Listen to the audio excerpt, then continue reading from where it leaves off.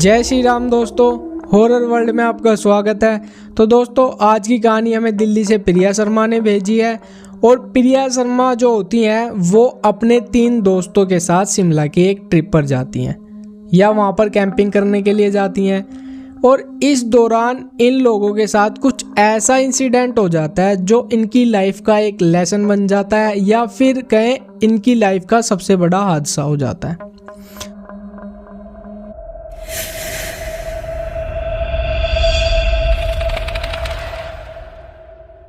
तो दोस्तों, प्रिया शर्मा अपने 3 दोस्त अभिषेक, अमन और विवेक के साथ शिमला की उस ट्रिप पर जाने के लिए उसकी पूरी प्लानिंग बनाती है और ऊपर पहाड़ों में कैंपिंग करने की प्लानिंग बनाती है। तो ये लोग डिसाइड की गई हुई डेट पर दिल्ली से निकलते हैं। ये बस से जाते हैं। तो कुछ दूर चलने के बाद जो प्रिया है उसकी आंख लग जाती है। अब जैसे ही अचानक इसकी नींद खुलती है तो इसको पूरी बस में कोई भी दिखाई नहीं देता, यहाँ तक कि जो बस का ड्राइवर है वो भी इसको दिखाई नहीं देता। अब ये डर जाती है और अपने तीनों दोस्तों को देखने लगती है। तो इसको वहाँ पर इसके दोस्त भी दिखाई नहीं देते और ये डर की वजह से रोने लगती है। तो अचानक से इसको फील होता है कि इसके पीछे कोई खड़ा हुआ है बस में। तो ये जैसे ही पीछे घूमती है तो इसको पीछे की सीट पर एक लेडी बैठी हुई दिखाई देती है जिसका चेहरा पूरी तरह जला हुआ होता है और वो देखने में काफ़ी ज़्यादा डरावनी लग रही थी। अब ये इससे घबरा जाती है, एकदम चिल्लाने लगती है, चीखने लगती है, मुझे बचाओ मुझे बचाओ। अब इसके इतना कहते ही इसके दोस्त जो होते हैं एकदम इसको उठाने लगते हैं। अब यहाँ पर इसको पता चलता है ये जो भी इंसिडेंट हुआ था वो एक सपना था या फिर कहें इतना बुरा सपना जिसे शायद ये दोबारा ना देखना चाहे। अब इसके बाद इसको इसके फ्रेंड पानी वगैरह देते हैं। उसके बाद ये लोग शिमला पहुंच जाते हैं और वहाँ पर होटल में रूम वगैरह लेते हैं और वहाँ रात का रहने का डिसाइड करते हैं। और अगले दिन ये लोग जो है पहाड़ों की कैंपिंग करने के लिए दोपहर के समय वहाँ से होटल से निकल जाते हैं। अब यहाँ पर ये लोग पहाड़ों की काफ़ी ऊंची जगह पर पहुँच जाते हैं। उसके बाद ये लोग वहाँ से जब नीचे देखते हैं तो नीचे का जो व्यू था वो काफ़ी ज़्यादा सुंदर लग रहा था देखने में। इनका दिल काफ़ी ज़्यादा खुश हो जाता है और इनको पहाड़ों की उस चोटी पर पहुँचने में काफ़ी ज़्यादा टाइम लग जाता है। तो यहाँ पर रात का समय हो जाता है।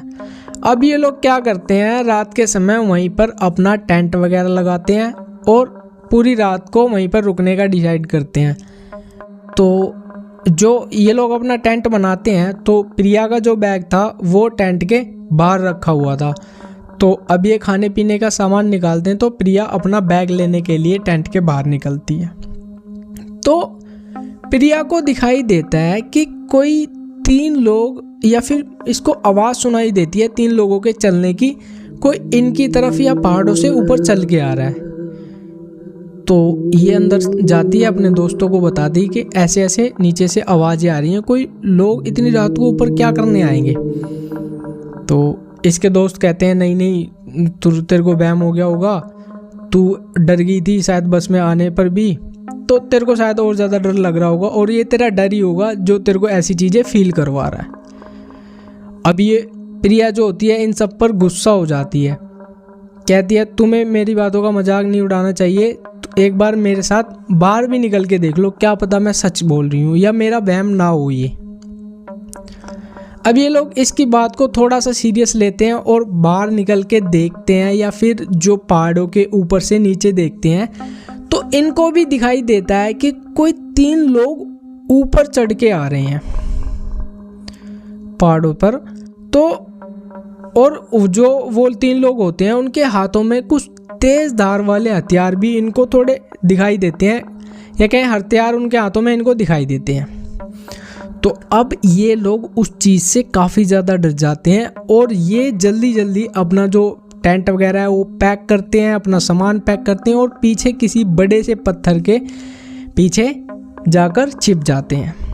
अब वहाँ से ये लोग देखते हैं वो जो 3 लोग थे वो पहाड़ के ऊपर आ चुके हैं और उनके जो हाथ पैर और मुंह था वो एक नॉर्मल इंसान जैसा तो बिल्कुल नहीं लग रहा था।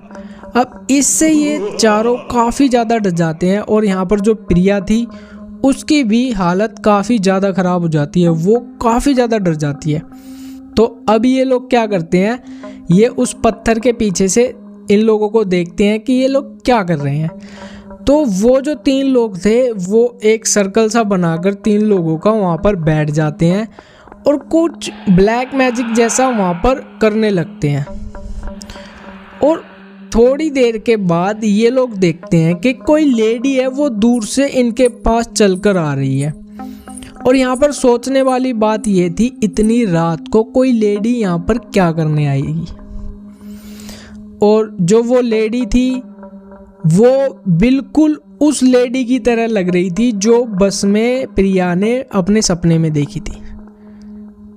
अब वो जो लेडी होती है उन तीनों बंदों के बीच में, या जो वो 3 लोग थे उनके बीच में लेट जाती है आके।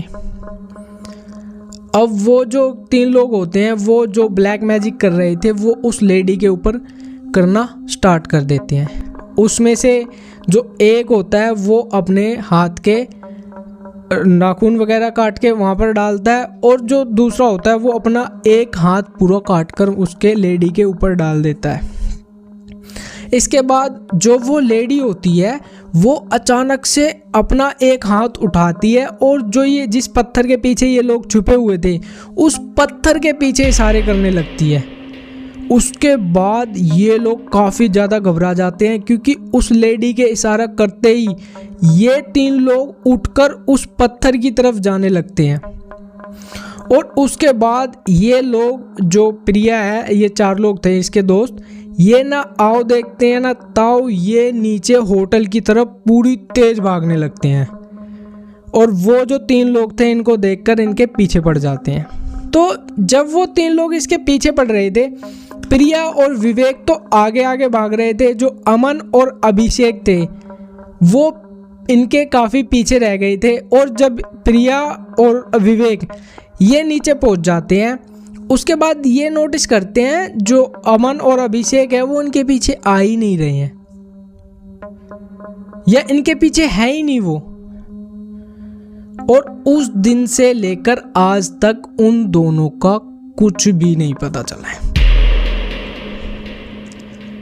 उसके बाद ये लोग क्या करते हैं, होटल के जिसमें ये लोग स्टे कर रहे थे उसके मैनेजर से बात करते हैं और ये सारा इंसिडेंट उस मैनेजर से और वहाँ के स्टाफ से शेयर करते हैं। तो वो लोग बताते हैं कि ये जो पहाड़ है वो श्रापित है और इस पहाड़ पर कोई भी नहीं जाता, और शायद जो जाता है वो कभी वापस भी नहीं आता।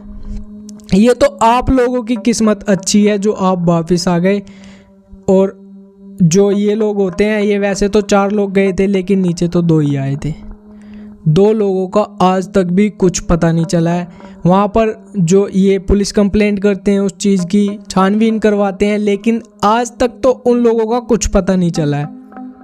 तो उस ट्रिप के बाद इन लोगों के मन में काफ़ी ज़्यादा डर बन गया और ये रात के समय पहाड़ों पर कभी नहीं जाते, या फिर कहें इन्होंने पहाड़ों पर जाना ही छोड़ दिया। तो दोस्तों, ये इंसिडेंट हमें दिल्ली से प्रिया शर्मा ने भेजा था और उन्होंने कहा है कि आज भी वो इस इंसिडेंट को भूल नहीं पाई हैं, क्योंकि कभी ना कभी ये बातें उनके सामने आई जाती हैं। और इन्होंने अपने 2 दोस्तों को भी खो दिया था और ये इंसिडेंट इनके लिए एक ऐसे सपने जैसा बन गया है जिसको ये कभी भूल ही नहीं पा रही हैं। तो दोस्तों, इसी के साथ हम इस कहानी का यहाँ पर अंत करते हैं। और अगर आप लोगों के पास भी ऐसा कोई पैरानॉर्मल इंसिडेंट है वो हमें कमेंट बॉक्स में बताएं या नीचे दी गई मेल पर हमें संपर्क करें। मैं आशीष सैनी उसे नरेट करूँगा अपनी आवाज़ में। और दोस्तों, अगर आप लोगों को मेरी वीडियो अच्छी लगती है तो प्लीज़ चैनल को सब्सक्राइब करें, लाइक करें, शेयर करें। इससे आप लोगों का तो कुछ जाएगा नहीं, लेकिन मेरे को एक मोटिवेशन मिलेगा ताकि आगे मैं अच्छी अच्छी कहानियाँ और इंसिडेंट आप लोगों के सामने ऐसे लाता रहूँ। और दोस्तों, ऐसी और कहानियाँ सुनने के लिए हमारे साथ बने रहें। जय श्री राम।